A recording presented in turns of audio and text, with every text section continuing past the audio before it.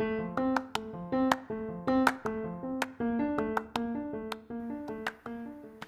this is Karen. Thanks for joining me. I can't wait for you to meet my rock movers.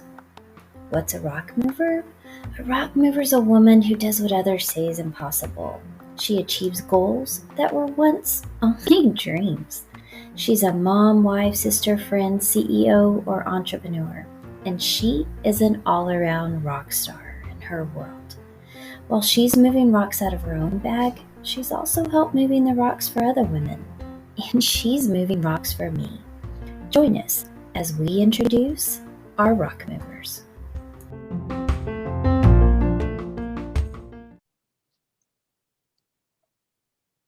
Okay, we are recording, and I'll edit out this part. Okay.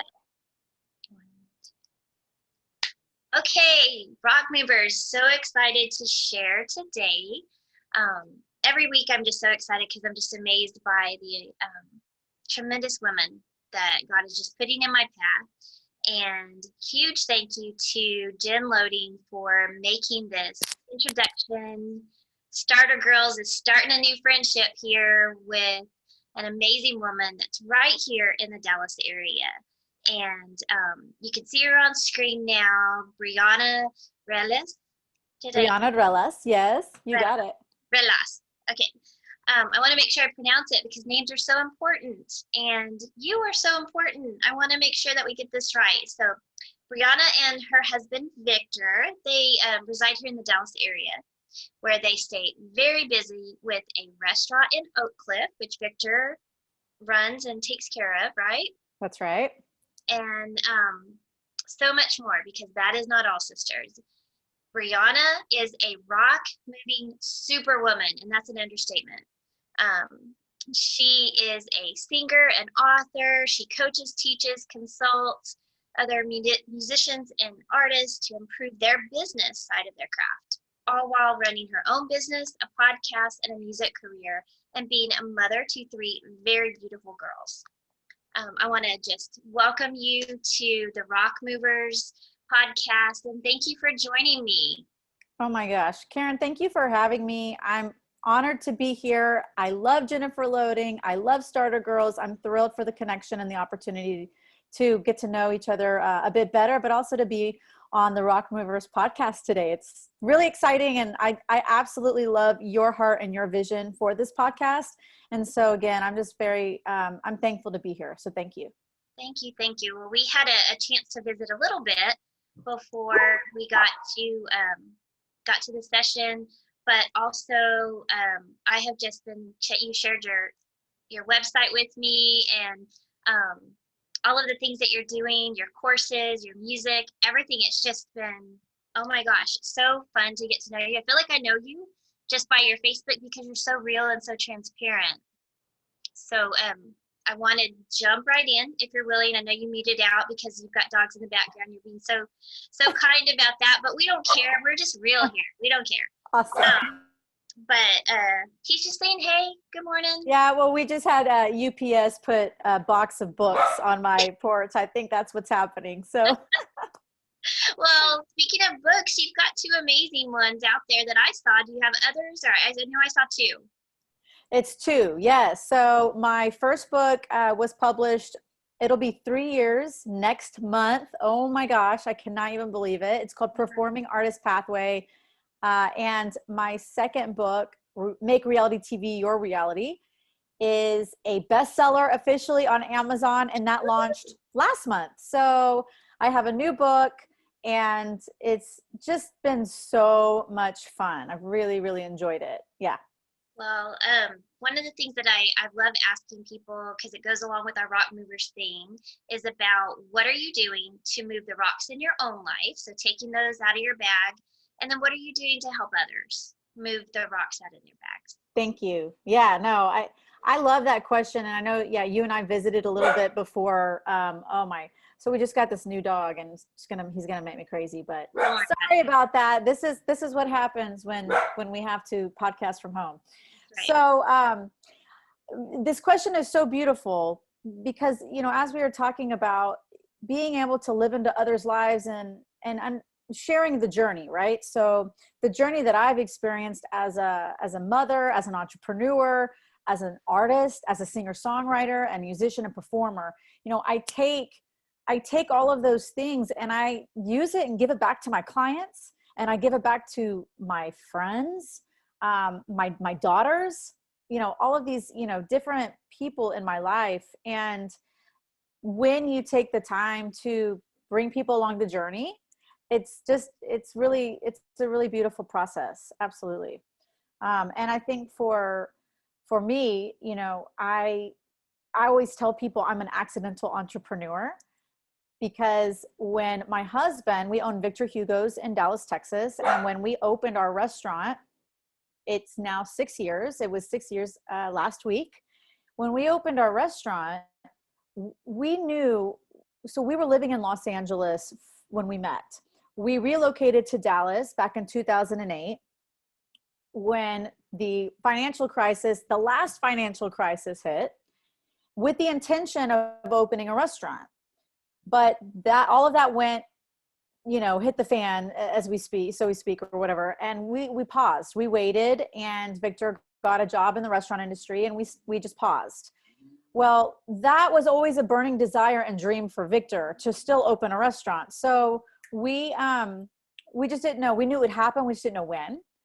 And what happened, let's say 6 years later or 7 years later, was I was working full time in advertising sales. I had the Cush 401k 9-to-5 job, 2 kids at the time. I literally had my 3rd baby. And at that point, Victor and I decided, okay, you're going to stay at home with the girls. We're not paying 3 daycare tuitions. That's ridiculous.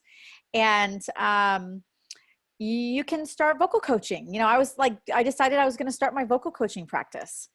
And so that was the plan. And what happened when I quit my job is definitely that was not part of my plan. We always talk about, when you start making plans, God's laughing, right? Yes, absolutely. He laughed at me. Yeah. So 2 months later, after I quit my job, my husband got the keys to his first restaurant. And, it was an opportunity that popped up, and he jumped on it. And suddenly he's out of a job. We're both with no income, business owners working for ourselves. I may have had 1 or 2 vocal coaching clients at that point. Like, I'd literally just started. And so, yeah, that was sort of the beginning for us, is like taking that leap, but not realizing we were taking the leap, waking up one day and going, oh my God, what did I do? But as I was telling you earlier, I know without a doubt that had I known he was going to get the keys to his restaurant, there's no way I would have quit my job. There's no way I would have quit the comfort of the paycheck and the consistency and the just knowing, like, understanding, like, the comfort level of having health insurance. I mean, I had a brand new baby. So I felt like, oh my God, we're so irresponsible. What are we doing? Like, we have no health insurance. Like, what are we going to do? It was really a really scary time. Yeah. I think it's been really eye-opening for me, becoming an entrepreneur, to see how conditioned we become to, like, this is how we have to live. Like, we have to have a 401k. We have to be doing these things. We have to have whatever insurance policy. And there's so many other ways to do life, to do business, to run your family, other than that traditional corporate way. But we get conditioned when we're in that industry that that's the only thing we can do. So seeing other ways is so, it's been so amazing and so freeing for me as well. Yeah. And it took me a long time to get there. It took me a long time to kind of break out of that conformity, as you're saying, because I grew up in a household that didn't have a whole lot of money. So I was like craving that stability. And so suddenly I'm entering another phase of instability as an entrepreneur. Right. And one thing that I loved about my job was it's stable, it's consistent, and I know what to expect. Suddenly now I'm like, oh my God, I'm learning to be an accountant. I'm learning a whole level of marketing. I don't even know what it means to be a business owner, but I own a business. What do I do? You know? So I did the most logical thing, and I got coaching, and I enrolled in an online course to learn more about being a business owner and how to, you know, navigate it. I learned many new skills, and like I said, it it opened me up to the opportunity to step into exactly who I'm supposed to be, and it's brought me to who I am now. I cannot believe 6 years has passed since I quit that job. I mean, the journey, and it is a journey. So I love to share the time that it takes, because it's an evolution and it's a journey. And now, I mean, I wouldn't have it any other way. Yeah. There's no way I could go back to my 9 to 5. And I've thought about it a couple of times, because I'm like, especially when COVID hit and the restaurant industry, you know, went up in flames, and so did the music industry at the exact same time, and so did so many other industries. You know, do I go back and get a comfortable, steady, easy job that I can do in my sleep and have a paycheck, or not? You know, but I always say, if I did that, that would sort of eradicate 6 years of hard work that I've been like, that's brought me to this point, brought me to this place. Yeah, and I want to sit there for a moment, because I know I have struggled with this, and I know many new entrepreneurs or new business owners struggle with it as well, because I've seen the posts and social media feeds and had the conversations with peers of mine.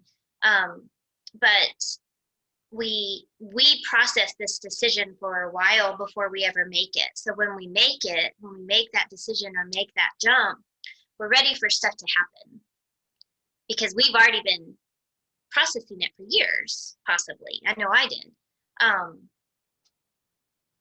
But you still have that other path to take, that other journey to take, that, like you said, it took 6 years to get you to where you are today. And you know, we just get impatient. It's like, okay, I know, God, I know that this is the journey you have for me, but can we hurry up, and I just want to get to the end? And we forget about all of the lessons that we have to learn in between. And I just want to share how important, and that huge nugget was. Huge nugget. Is that really? Is it a nugget?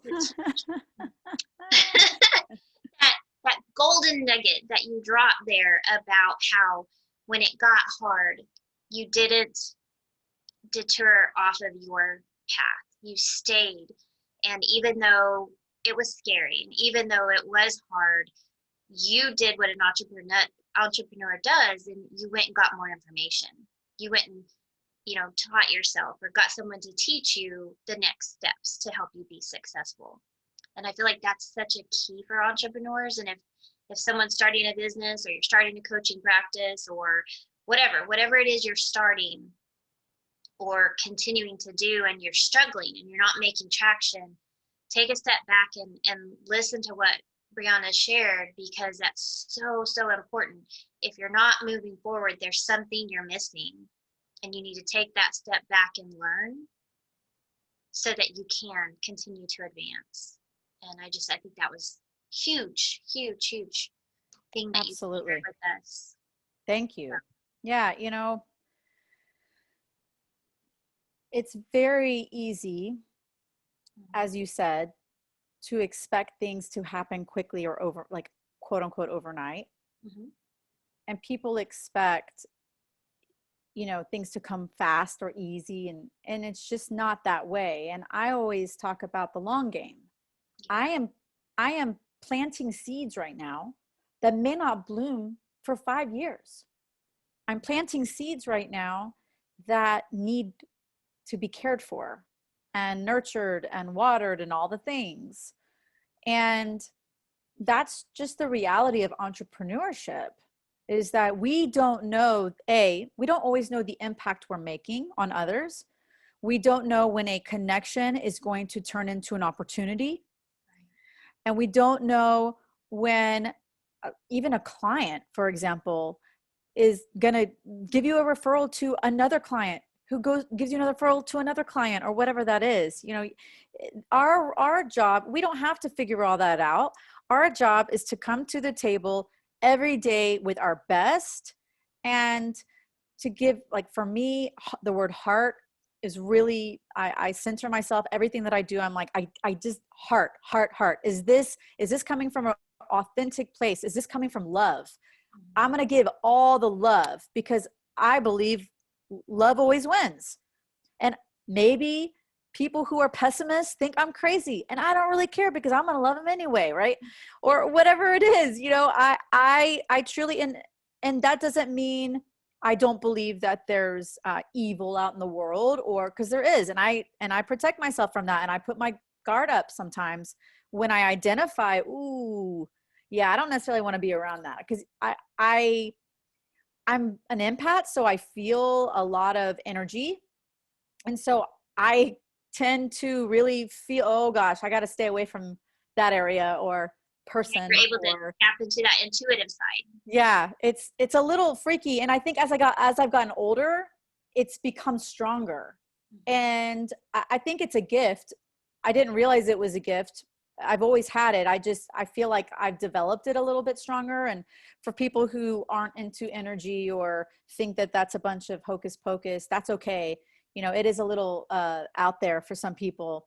But I know for a fact that, you know, I feel stuff like big time. So I'm always acutely aware of, you know, my surroundings and what's going on. And, but it enables me to also give in a different way, right, and make sure that I'm coming from a place that's pure and kind and full of love. That's so good. Yeah, I think I heard that, you know, my whole life about different things that people would feel. And I was always really curious about what that meant. And what I've learned along the way is we all feel it and see it, but we may call it something different. So for somebody, it may be that little gut instinct or that voice inside. For somebody else, you know, they may call it something else, their intuition. And some people, you know, they know that it's an energy force. But, you know, energy, the fact that we are just, you know, energy in a body is scriptural, you know, because absolutely the Bible tells us that, you know, that we have a spirit that lives on. So, and he whispers, like, the whole, I mean, it's really incredible. But you have to be tuned in, and you have to be willing to open yourself up to hear what the Holy Spirit or whatever it is for you has to say. Yeah. I think when we take the labels and the names off of it, if it's something that we're uncomfortable with, and just really listen to ourselves and what do we really see, hear, and feel and know to be true, regardless of what you call it, it is so real. We are energy beings, and you know, we do feel. And so I love that you shared that and gave us an opportunity to talk about that, because it's so true. Yeah, no, absolutely. And I'd love to also just kind of go back to that conversation about slowing down long enough. You know, this past summer, I was telling you earlier, I really believe that I had a very transformational summer.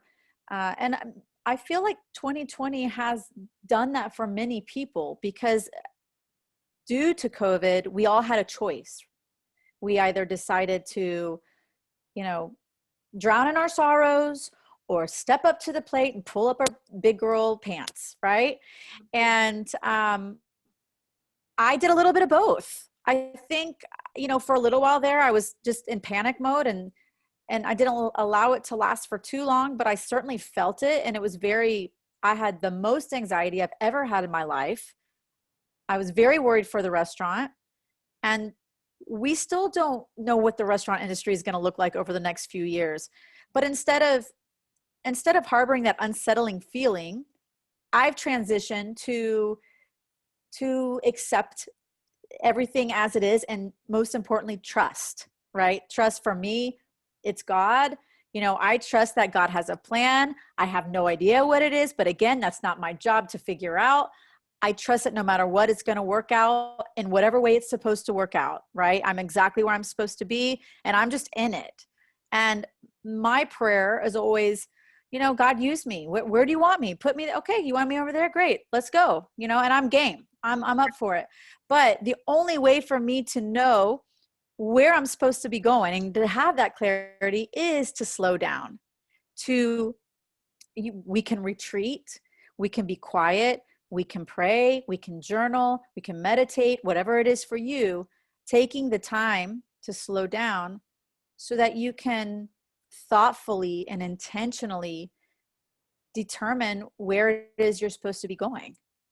Yeah. And that was very big for me this past summer. And I took a break from social media, packed up my girls, went to Taos, New Mexico for a few weeks, hung out in nature with my girls, rested, closed down the laptop, got off the social media, and I had to regroup.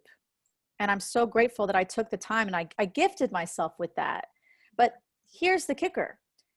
I had to do that so that I could come back and give to my clients and give to those who follow me on social media and give to my girls and give to my husband. Like, I had to get myself healthy. I had to get healthy. So the self-care component of those is very, very important. And, you know, I actually met a shaman last year in Napa, California at this event that I was at. And she read my palm. She told me all these things that I knew about myself, but she shouldn't have known because we just met, right? And it freaked me out. But what she told me that resonated so much was that I have to serve from the saucer. So in other words, my cup not only has to run over, but I take the run over into the saucer, then I serve from there. So I'm not, you know, I have to always remember my cup must runneth over, and I must serve from the saucer. And the only way to serve from the saucer is if I'm taking care of myself. Wow. You got to run over first. Yes, you have to run over first. You can't just fill it up. You can't just fill your cup first. You got to allow it to run over.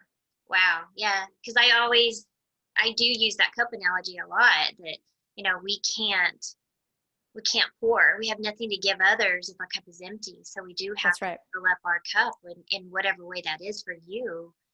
And, you know, I don't like that. I use the airline, you know, the mask analogy or the story as well. Yes. Yeah. When you're flying, the flight attendants tell us, you know, if the cabin loses pressure, the mask will drop out of the sky or out of the cabin, and you have to put on your mask before you can help a small child or someone else that needs help.